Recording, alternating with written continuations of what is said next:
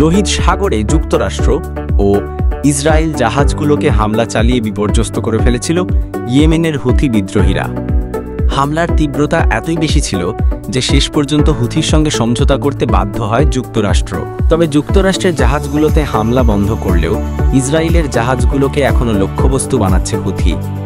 একটি দেশে বিদ্রোহী সশস্ত্র গোষ্ঠী কিভাবে লোহিত সাগরে চলাচল করা জাহাজগুলোর ওপর নজর রাখে সেটি নিয়ে প্রশ্ন ছিল আগে থেকেই। ঠিক তেমন মুহূর্তে চাঞ্চল্যকর এক তথ্য সামনে আনল যুক্তরাষ্ট্র। চীনের বেসরকারি চ্যাংগুয়াং স্যাটেলাইট টেকনোলজি ইয়েমেনের হুথি বিদ্রোহীদের কাছে স্যাটেলাইট চিত্র সরবরাহ করছে বলে অভিযোগ তুলেছে মার্কিনিরা। যুক্তরাষ্ট্রের অভিযোগ হল, চীনা কোম্পানি স্যাটেলাইট চিত্র সরবরাহ করেই যুক্তরাষ্ট্রের নৌবাহিনী এবং অন্যান্য মিত্র দেশগুলোর জাহাজে হামলা চালিয়ে আসছে হুথি বিদ্রোহীরা। 2014 সালে প্রতিষ্ঠিত চ্যাংগুয়াং চীনের শীর্ষস্থানীয় বেসরকারি স্যাটেলাইট কোম্পানি। এই কোম্পানির জিলিন 1 নামে একটি স্যাটেলাইট কনস্টেলেশন রয়েছে, যা 117টি স্যাটেলাইটের মাধ্যমে পৃথিবীর উচ্চ রেজুলেশনের চিত্র সরবরাহ করে। এই স্যাটেলাইটগুলো দিনে 40 বার পর্যন্ত পৃথিবীর যে কোনো স্থান পর্যবেক্ষণ করতে সক্ষম।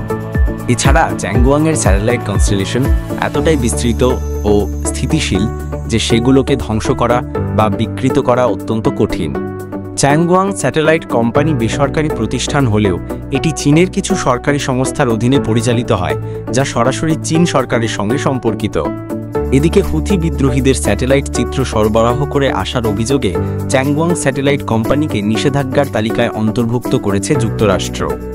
হুথি বিদ্রোহীদের কাছে স্যাটেলাইট চিত্র সরবরাহের অভিযোগ অস্বীকার করেছে চীন।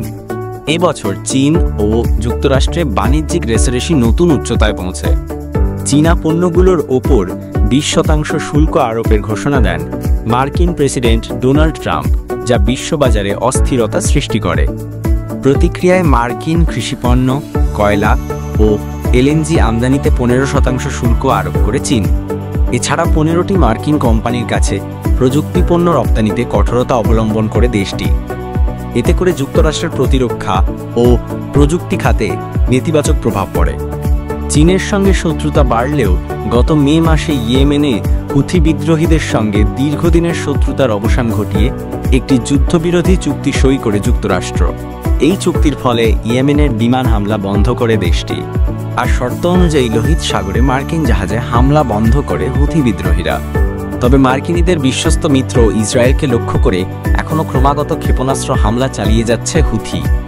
এমন পরিস্থিতিতে হুথির কাছে চীনা কোম্পানির স্যাটেলাইট চিত্র সংগ্রহের বিষয়টি ট্রাম্প প্রশাসনে ক্ষোভের জন্ম দিতে পারে, আর এর মাধ্যমে চীন ও যুক্তরাষ্ট্রে বরিতাপূর্ণ সম্পর্ক আরও খারাপের দিকে যেতে পারে বলেও ধারণা করা হচ্ছে।